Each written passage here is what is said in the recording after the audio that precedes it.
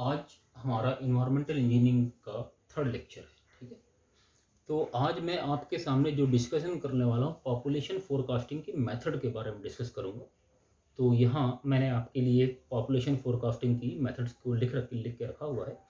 एक एक करके पहले हम उनके नाम जान लेते हैं, फिर एक एक करके हम उनके बारे में न्यूमेरिकल करेंगे और उनके बारे में थोड़ा सा पढ़ेंगे, जिससे हमें और अच्छे समझ में आएगा कैसे हम इन पॉपुलेशन फोरकास्टिंग की मेथड का हम यूज कर सकते हैं। ठीक है, तो देखते हैं पॉपुलेशन फोरकास्टिंग मेथड क्या होती है। पहला नंबर देखिए, पहला क्या है, अर्थमेटिक। पहला नंबर है अर्थमेटिक इंक्रीज मेथड। अगली मेथड है जियोमेट्रिक इंक्रीज मेथड। अगली है मेथड ऑफ वेरिंग इंक्रीमेंट और इंक्रीमेंटल इंक्रीज मेथड। अगली है decreasing rate of growth method. अगली है सिंपल ग्राफिकल मेथड और अगली है कंपैरेटिव ग्राफिकल मेथड। तो कुल मिला के अभी मैंने यहाँ पर इस बोर्ड पे आपके लिए 6 मेथड के बारे में बताया है। ठीक है, अब यहाँ पर 3 मेथड और हैं, यहाँ पर देखते हैं। पहली है मास्टर प्लान मेथड। इसको जनरली जोनिंग मेथड भी बोलते हैं। इसके बारे में क्या होता है इसके बारे में मैं आपको बताऊंगा। ये है मास्टर प्लान मेथड। अगली मेथड है रेशियो मेथड। ठीक है, रेशियो मेथड, कैसे हम रेशियो मेथड से पॉपुलेशन की फोरकास्टिंग कर सकते हैं, इसके बारे में भी अपन डिस्कस करेंगे। और अगली लास्ट मेथड है द कंपैरेटिव ग्राफिकल मेथड। तो ये कुल मिला के 10 मेथड है। आपको थोड़ा सा ध्यान रखने की जरूरत है कि जनरली न्यूमेरिकल कहाँ कहाँ से बनता है। तो जिसमें पहला है अर्थमेटिक इंक्रीज मेथड, इसके बाद है जियोमेट्रिक इंक्रीज मेथड, इसके बाद है इंक्रीमेंटल इंक्रीज मेथड और इसके बाद है decreasing rate of growth method और लास्ट में है लॉजिस्टिक कर्व मेथड। तो देखा जाए ये पांचों की पांचों से एक ना एक न्यूमेरिकल आपको, चाहे भारत की किसी भी यूनिवर्सिटी की हम बात करें, कहीं ना कहीं आपको इसमें से एक न्यूमेरिकल आपके लिए करने के लिए जरूर आएगा। ठीक है, चाहे आप मध्य प्रदेश में आरजीपीवी यूनिवर्सिटी की बात करें, चाहे मध्यांचल प्रोफेशनल यूनिवर्सिटी की बात करें, कोई भी यूनिवर्सिटी हो, चाहे मध्य प्रदेश में हो, चाहे आउट ऑफ मतलब पूरे के पूरे इंडिया में भी हो, तो इस मेथड से, इन्हीं 5 में से मेथड से आपको एक न्यूमेरिकल जरूर करने को मिलेगा। इन यूनिवर्सिटी के अलावा अगर आप कुछ एग्जाम्स के बारे में बात करें, जैसे आईएएस, यूपीएससीज और छोटे मोटे एग्जाम जैसे एसएससीज वगैरह के जो एग्जाम्स होते हैं, उन सब में इन मेथड से क्वेश्चन जरूर पूछे जाते हैं। ठीक है, जनरली इनमें आपको डेटा दिया रहता है और आपको पॉपुलेशन मतलब डिकेड के बाद में पॉपुलेशन की वैल्यूज के बारे में वो पूछते हैं। ठीक है, हम एक एक मेथड के बारे में पढ़ते हैं और एक एक मेथड के बारे में कैलकुलेशन करने की, कैसे कैसे कैलकुलेट करना है, इनके बारे में बातचीत करते हैं। तो कुल मिला के मैंने आपके सामने इन 10 मेथड के बारे में बताया। अब ये 10 मेथड की आवश्यकता क्यों हुई, इसके बारे में हमें जान लेना चाहिए। क्या होता है कि जब हम पॉपुलेशन फोरकास्टिंग की बात करते हैं, हमें पॉपुलेशन फोरकास्ट क्यों करनी पड़ती है, कारण क्या है कि जब हम किसी, थोड़ी देर के लिए कोई सिटी है, कोई सिटी है, उसकी प्रेजेंट पॉपुलेशन 100 है। ठीक है, उसके लिए आपने स्कीम डिजाइन करने के लिए चले गए और जब आप स्कीम डिजाइन करने के लिए जाते हैं तो एक परेशानी आपके सामने ये होता है कि 100 लोगों के लिए आपने थोड़ी देर के लिए वो स्कीम 20 साल के लिए डिजाइन करनी है। ठीक है, तो अब 100 लोग केवल 20 साल के लिए थोड़ी होंगे, धीरे धीरे उनकी पॉपुलेशन या तो बढ़ेगी या तो घटेगी। तो ऐसी कंडीशन में हमें ये नहीं मालूम कि ये 100 लोग 20 साल के बाद कितने हो जाएंगे। ठीक है, क्योंकि आपने 100 के लिए केवल 20 साल के लिए डिजाइन कर दिया, तो क्या पता आपकी स्कीम वो फेल हो जाए। ठीक है, आप प्रॉपर पानी, जो हम वाटर हमें जो सप्लाई करना है, हम प्रॉपर वाटर सप्लाई नहीं कर पाए, तो इसके लिए हमें पॉपुलेशन की फोरकास्टिंग करनी पड़ती है कि अगले 20 साल बाद यहाँ की पॉपुलेशन कितनी हो जाएगी। तो जनरली जितने अपने साइंटिस्ट हैं, जो अपने इंजीनियर्स हैं, वो क्या करते हैं, इन्हीं मेथड्स का इस्तेमाल करते हैं। थोड़ा सा समझिएगा, ये जो डेटा है किसी भी सिटी की, किसी भी सिटी की, किसी भी स्मॉल टाउन की, विलेज की जो पॉपुलेशन डाटा है, वो सेंसस डिपार्टमेंट है हमारा, वहाँ से आप पॉपुलेशन को ले सकते हैं। हर 10 साल में, हर 10वें और 11वें साल में वो पॉपुलेशन की वहाँ पर गिनती होती है। तो आप वहाँ से क्या कर देते हैं, वो डेटा हमें फर्दर इन काम के लिए, खासकर स्कीम प्लान करने के लिए, ये डेटा हमें वहाँ से मिल जाता है। ठीक है, तो हम क्या कर देते हैं कि अब हम देखते हैं कि हमें कैसे कैसे कैसे कैसे हमें इन मेथड्स के बारे में हम एक एक करके पढ़ेंगे। तो पहली नंबर की मेथड है आपकी अर्थमेटिक इंक्रीज मेथड।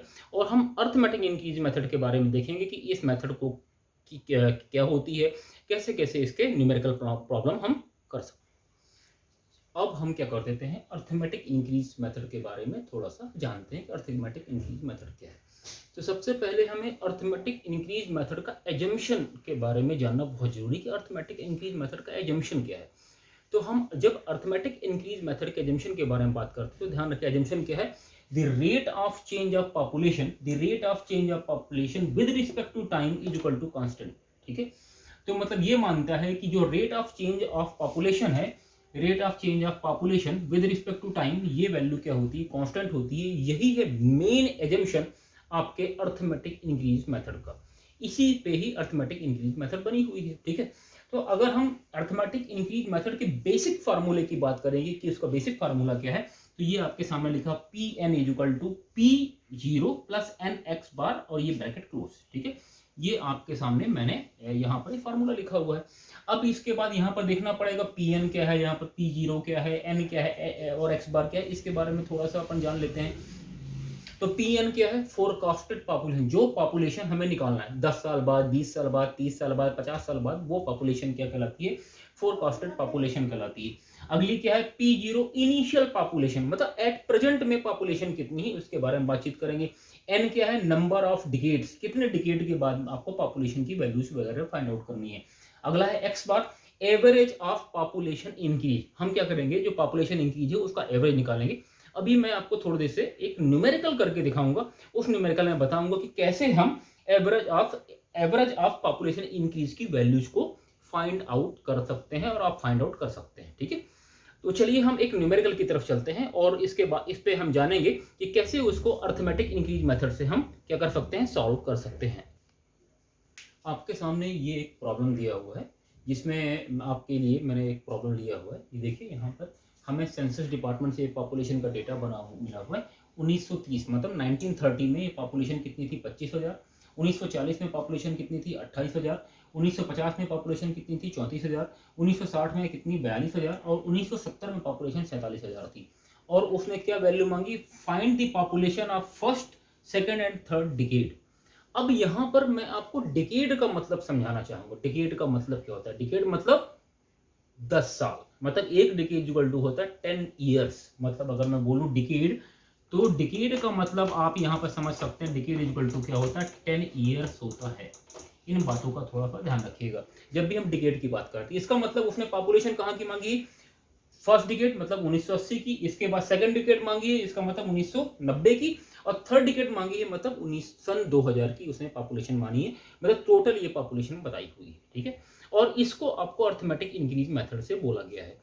देखिए ध्यान रखिएगा, क्वेश्चन इसी तरह के आते हैं, बस वहां पर क्वेश्चन में मेंशन होता है कि आपको कौन से फार्मूले से क्वेश्चन को करना है, मतलब कौन सी मेथड से क्वेश्चन को करना है।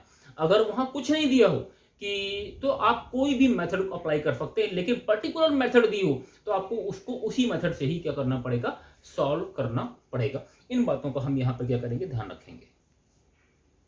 अब थोड़ा सा इसको आगे बढ़ाते हैं, थोड़ी देर के लिए आपको ईयर दिया है, पॉपुलेशन दी है, इस क्वेश्चन को करना क्या है।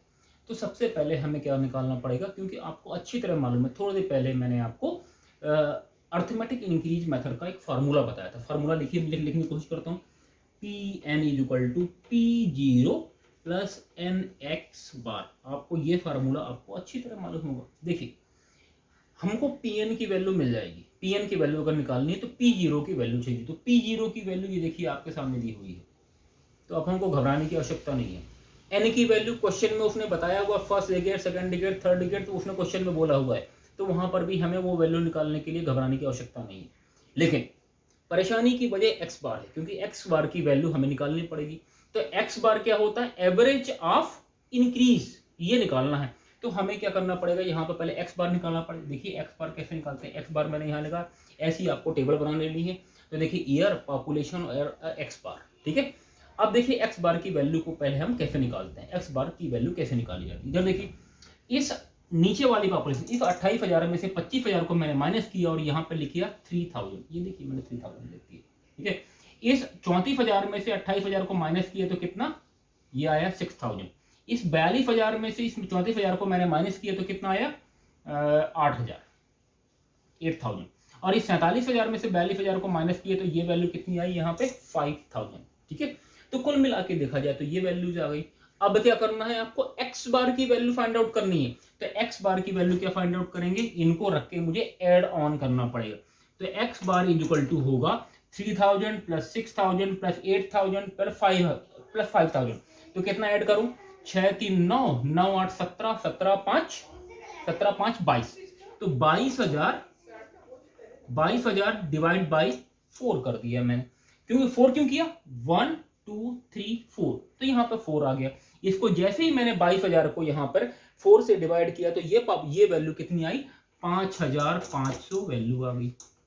ठीक है, मतलब एक्स बार की वैल्यू मेरी कितनी आई, 5,500 वैल्यू आ गई। मैंने कैसे निकाला, ये देखिए, मतलब इस 28,000 में 25,000 को माइनस किया, फिर 34,000 में से 28,000 को माइनस किया, फिर 42,000 में से 34,000 को माइनस किया, 47,000 में 42,000 को माइनस किया और उसके साइन के साथ लिख दिया। देखिए सबको माइनस करेंगे तो ये सब माइनस, ये सब साइन कितने, प्लस साइन के साथ ही आएंगे। अगर ये माइनस साइन के साथ वैल्यू होती तो हम यहाँ पर माइनस साइन जरूर लिखते, लेकिन ये क्वेश्चन कैसा है, प्लस साइन के साथ है, तो इसलिए हम क्या करते हैं, प्लस साइन रखते हैं। ठीक है, अब देखिएगा ये जो वैल्यू है x bar is equal to, इन सबको मैंने ऐड कर दिया, 4 कैसे निकालना है, 1 2 3 4, तो 4 से अपन ने डिवाइड कर दिया, तो अपनी वैल्यू कितनी है, 5,500 का एवरेज इंक्रीमेंट है, ये मेरी वैल्यू निकल गई।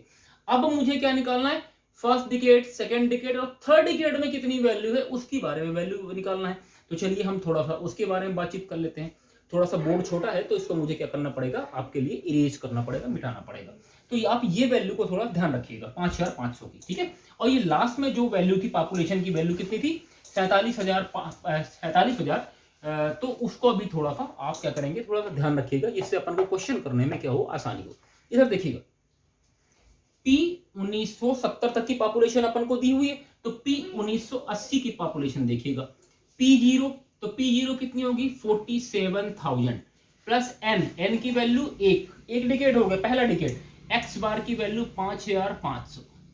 तो इसको रख के मैंने कैलकुलेट किया, तो मेरी आंसर आ गया। पहले हम क्या कर लेते हैं, फिर इसके बाद एक बार कैलकुलेट करके मैं बता दूंगा कि वैल्यू कितनी होती है। ठीक है, P 1990 की वैल्यू देखिएगा, 47,000 इनिशियल वैल्यू थी, प्लस 2 इंटू 5,500, ये कर दिया, तो मुझे सन 1990 की वैल्यू मिल जाएगी।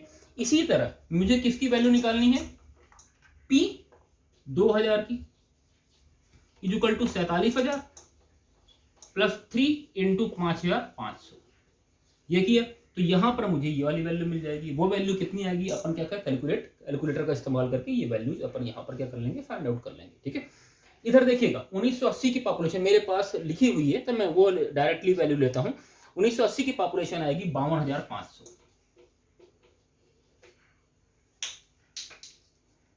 ठीक है, इसके बाद 1990 की पॉपुलेशन आएगी 58,000 और सन 2000 की पॉपुलेशन आएगी 63,500। तो कुल मिला के इस तरह से अपन को इस मेथड का इस्तेमाल करके, कौन सी मेथड, अर्थमेटिक इंक्रीज मेथड का इस्तेमाल करके ऐसी आपको आंसर देना। तो पहला आंसर ये हो गया, सेकंड आंसर ये हो गया और थर्ड आपका आंसर ये हो गया। तो कुल मिला के ऐसे आपको क्या करनी है, वैल्यू कैलकुलेट करनी है। अब अगली मेथड है हमारी जियोमेट्रिक इंक्रीज मेथड। ये तो जियोमेट्रिकल इंक्रीज मेथड। ठीक है, तो अब इस मेथड का एजम्पशन दिखाता हूं मैं आपको। इधर देखिए, percentage increase is equal to constant, मतलब जितना जो अपन थोड़ी देर पहले आप देखा इंक्रीज निकालते थे अपन, मतलब एक्स बार की वैल्यू निकालते थे, वहीं पर अगर हम परसेंटेज कैलकुलेट करना चालू कर दें तो वो परसेंटेज इंक्रीज, जैसे अर्थमेटिक इंक्रीज में कर रहे थे ना अपन, जो एक्स बार की वैल्यू फाइंड आउट करने के लिए इंक्रीज निकाला, फिर उसको एवरेज करते थे, तो वहां पर इंक्रीज का एवरेज न करके परसेंटेज इंक्रीज करेंगे, तो वो यहाँ पर क्या है, कांस्टेंट है। और उसको परसेंटेज इंक्रीज को हम किससे, स्मॉल आर से रिप्रेजेंट करते हैं, ये स्मॉल आर से रिप्रेजेंट करते हैं। और इस मेथड का एजम्पशन है कि जो परसेंटेज इंक्रीज है या तो परसेंटेज ग्रोथ रेट है, उसकी वैल्यू क्या होगी, यहाँ पर कांस्टेंट हमेशा बनी रहती है, कांस्टेंट बनी रहती है। ठीक है, तो अब इस मेथड का जो एजम्पशन है, कि जो फार्मूला बन के निकलता है वो क्या है, P n is equal to P0 bracket बनाना है 1 प्लस आर बाई 100 की पावर ऑफ n। ठीक है, अब यहां पर समझना है कि ये हमारी वैल्यूज क्या क्या है यहाँ पर। तो Pn इज इक्वल टू, मैंने आपको थोड़ी देर पहले बताया था, फोरकास्टेड पॉपुलेशन है। P0 क्या है, आपकी इनिशियल पॉपुलेशन है। यहाँ पर 1 प्लस आर क्या है, इंक्रीज कितना, परसेंटेज इंक्रीज कितना हुआ उसकी वैल्यू है। और यहाँ पे n क्या है, नंबर ऑफ डिकेड की वैल्यू है। n क्या है आपकी, नंबर ऑफ डिकेड की वैल्यू। यहां पर सब कुछ निकालना आसान है। प्रॉब्लम क्या देगा आपको, r की वैल्यू, कि how to find the value of r। ठीक है। तो हम आर की वैल्यू को कैसे कैसे हम क्या कर सकते हैं, फाइंड आउट कर सकते हैं, इसके बारे में मैं आपको बताता हूं कि आर की वैल्यू को कैसे कैसे फाइंड आउट करते हैं। अब मैं आपको सिखाता हूं कि कैसे हम आर की वैल्यू को फाइंड आउट कर सकते हैं, ठीक है। तो ये था हमारा इनिशियल फार्मूला जो पहले मैंने आपको अभी थोड़ी देर पहले जियोमेट्रिक इंक्रीज मेथड में बताया था। अब क्या करना है कि थोड़ी देर के लिए मान लेते हैं, अभी नीचे वाले फार्मूले की तरफ मत देखिए, केवल इस फार्मूले के बारे में मत देखिए।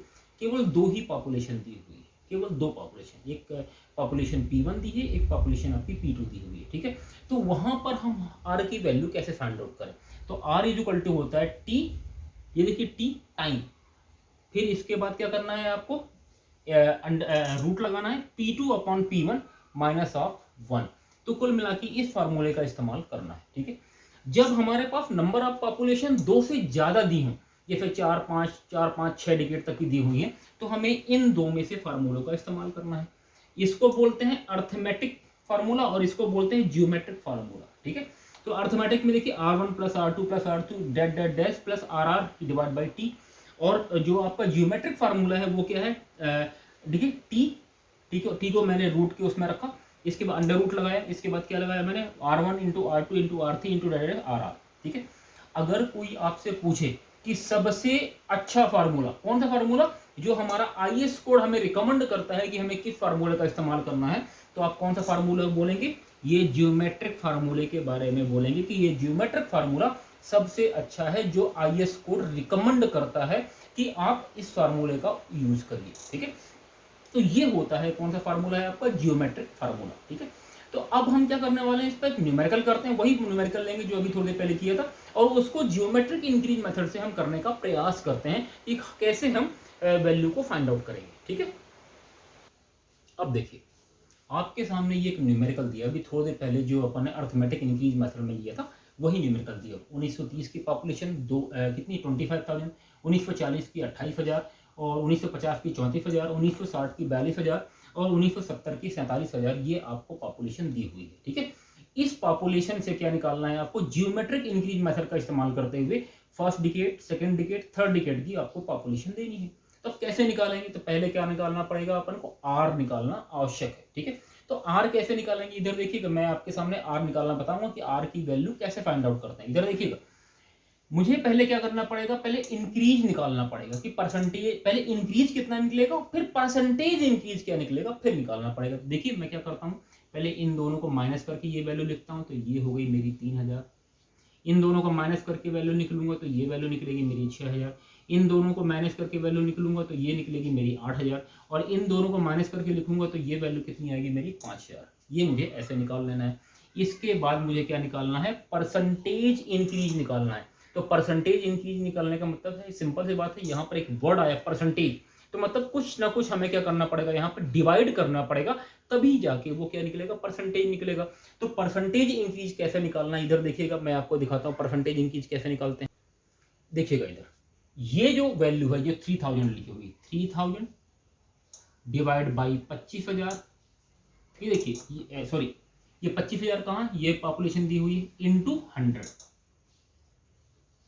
इसके इसी तरह 6,000 divide by 28,000 into 100, 8,000 divide by 34,000 into 100। इसके बाद 5,000 डिवाइड बाई 42,000 इंटू 100। तो इस तरह मैं क्या कर सकता हूं, क्या निकाल सकता हूं, आर की वैल्यू फाइंड आउट कर लेता हूं। तो यहाँ पे कैलकुलेटर का इस्तेमाल करना पड़ेगा, कैलकुलेटर का इस्तेमाल करते हुए हमें क्या करना पड़ेगा, वैल्यूज रखनी पड़ेगी। तो मेरे पास कुछ वैल्यू दी हुई है, मैं वो डायरेक्टली वैल्यू वहां से ले लेता हूं। आप चाहें तो कैलकुलेटर का इस्तेमाल करके ये वैल्यूज को निकाल लें। तो पहली वैल्यू ये आएगी 12%, ये आएगी 12%। ये वाली वैल्यू निकल के आएगी आपकी 21.4%। अगली वैल्यू आएगी 23.5%, और अगली वैल्यू आएगी मेरी कितनी, 11.9%। ये मेरी पूरी वैल्यूज आ गई, उन वैल्यूज को मैंने लिख लिया। तो देखिए अभी थोड़ी देर पहले मैं R1 R2 का यूज कर रहा था ना, देखिए ये रहा R1, ये रहा R2, ये रहा R3, ये रहा आपका R4। मतलब कितने R मिल गए, 4 मिल गए, ठीक है। अब मैं क्या करने वाला हूं, यहां से R की value, R1 R2 R3 R4 आ गया है, लेकिन मुझे तो केवल एक R चाहिए। स्मॉल r, तो उसकी वैल्यू मैं कैसे फाइंड आउट करूंगा, तो देखिए यहाँ पे r is equal to under root of t, r1 into r3 sorry r1 into r2 into r3 into r4, ठीक है। इधर देखिएगा अंडर रूट ऑफ r1 की वैल्यू कितनी है 12 इंटू 21.4 इंटू 23.5 इंटू 11.9, ठीक है। और t की वैल्यू कितनी है, t की वैल्यू कितनी लिखिए 1 2 3 4, तो यहां रख देंगे 4, तो यहां से मुझे किसकी वैल्यू मिलेगी, r की वैल्यू मिलेगी। आप अगर ऐसा भी निकाल सकते थे r1 plus r2 plus r3 plus r4 divide by 4 कर देते, तो वहां से भी आपको r की वैल्यू मिलती, लेकिन हमने IS कोड यूज किया, IS कोड का यूज किया है, तो उसके हिसाब से r की वैल्यू आपको ऐसे फाइंड आउट करनी है। तो ये वैल्यू कितनी आएगी, आप कैलकुलेटर का इस्तेमाल करके ये वैल्यू निकाल सकते हैं। मेरे पास लिखी हुई है, मैं वो वैल्यू लेता हूं, ये वैल्यू निकल के आएगी 16.37% पर डिकेड। मतलब इस फार्मूले का इस्तेमाल करने पे पर डिकेड में कितना 16.37% की ग्रोथ हुई है, ठीक है। इससे आपकी ये वाली वैल्यू आ गई। अब इसी आर की वैल्यू को मुझे क्या करना है, हर जगह पुट करना है। कैसे पुट करना है, तो मुझे यहां पर क्या है, बोर्ड को पहले मिटाना पड़ेगा। इन वैल्यूज को आप थोड़ा सा ध्यान रखिएगा, क्योंकि इन्हीं वैल्यूज को आप क्या करने वाले हैं, हम सहारा लेंगे आगे न्यूमेरिकल को करने में। चलिए अब इस न्यूमेरिकल को कंटिन्यू करते हैं। ये देखिए P0 अपनी 47,000 हो जाएगी, वो अपन को टेबल में नीचे दी हुई मैंने आपको दिखाया था, ठीक है। R की वैल्यू आपने कैलकुलेट कर ही ली है। तो अब देखिए, अब मैं फार्मूलों का यूज करता हूँ, Pn is equal to Pn, मतलब कब 1970 तक की पॉपुलेशन दी हुई है, तो अब हमको कितनी 1980 की निकालना है। तो देखेंगे कि 1980 is equal to P0, P0 कितनी हो गई, देखिए पहले फार्मूला लिख देता हूँ, P0 1 प्लस r बाई 100 की पावर ऑफ n, ठीक है। इधर देखिएगा P0 की वैल्यू कितनी है 47,000, ये मैंने पुट कर दी। 1 प्लस r की वैल्यू कितनी 16.37 डिवाइड बाई 100 इंटू की पावर n की वैल्यू 1 डिकेड से ही, तो n इज इक्वल टू 1 आ गया। ये हम कैलकुलेटर से कैलकुलेट करके वैल्यू लिख लेंगे, ठीक है। इसी तरह P90 की वैल्यू कितनी आएगी 47,000, 1 प्लस 16.37 डिवाइड बाई 100 की पावर 2। इसी तरह P2000 की वैल्यू 47,000, 1 प्लस 16.37 की डिवाइड बाई 100 की पावर ऑफ 3। तो इस तरह मुझे किसकी कितनी वैल्यू सन 1980, सन 1990, सन 2000 की पॉपुलेशन मुझको मिल जाएगी, ठीक है। अब क्या है, ये कैलकुलेटर का उपयोग करने के मेरे पास डायरेक्टली ये वैल्यूज हैं, मैं ये वैल्यूज लेता हूं। तो यहाँ पर P 1980 की पॉपुलेशन आएगी 54,694, और ये वाली वैल्यू जो निकल के आएगी मेरी 63,647, और ये वाली वैल्यू मेरी जो निकल के आने वाली है ये कितनी 74,066। तो कुल मिला के ऐसे आपको ज्योमेट्रिक इंक्रीज मेथड का आपको यूज कर लेना है, ठीक है। तो कुल मिला के इन ऐसी प्रॉब्लम को सॉल्व करना है। अब मैं आपको बताऊंगा इंक्रीमेंटल इंक्रीज मेथड के बारे में, फिर इसके बाद decreasing rate of growth of method के बारे में, ठीक है। फिर मैं इनका कंपैरिजन भी बताऊंगा कि आपको कब कौन सी मेथड का उपयोग करना है, सबसे अच्छी मेथड कौन सी। आप देखिए मेरी बात को समझिए, अभी मैंने आपके सामने दो मेथड के बारे में बताया, एक है जियोमेट्रिक इंक्रीज मेथड और एक है अर्थमेटिक इंक्रीज मेथड। दोनों में पॉपुलेशन इंक्रीज ही हो रही है, घट नहीं रही है। मतलब ये क्या कर रहे हैं कि लोग बढ़ रहे हैं, ये कमी के बारे में नहीं बता रहे हैं कि लोगों की डेथ भी तो हो रही है, ठीक है। तो ये जो मेथड्स हैं ये हमेशा पॉपुलेशन की वैल्यू ज्यादा ही देती है, ठीक है।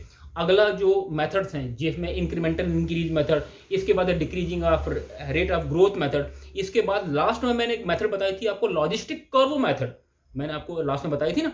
इन मेथड में हम क्या करेंगे, हम डिक्रीज की बढ़ तो रही है, साथ में थोड़ा थोड़ा कम तो भी हो रही, क्योंकि लोगों की डेथ भी तो हो रही है, तो उसको भी काउंट करके फिर अपन क्वेश्चन को आगे बढ़ाएंगे। तो कुल मिला के आज के लिए इतना है आपके लिए, और नेक्स्ट लेक्चर में हम मिलते हैं incremental increase, decreasing rate of growth method और दूसरी मेथड के साथ में, जहां पर मैं आपको इसके बारे में बताऊंगा। आज के लिए बहुत बहुत धन्यवाद।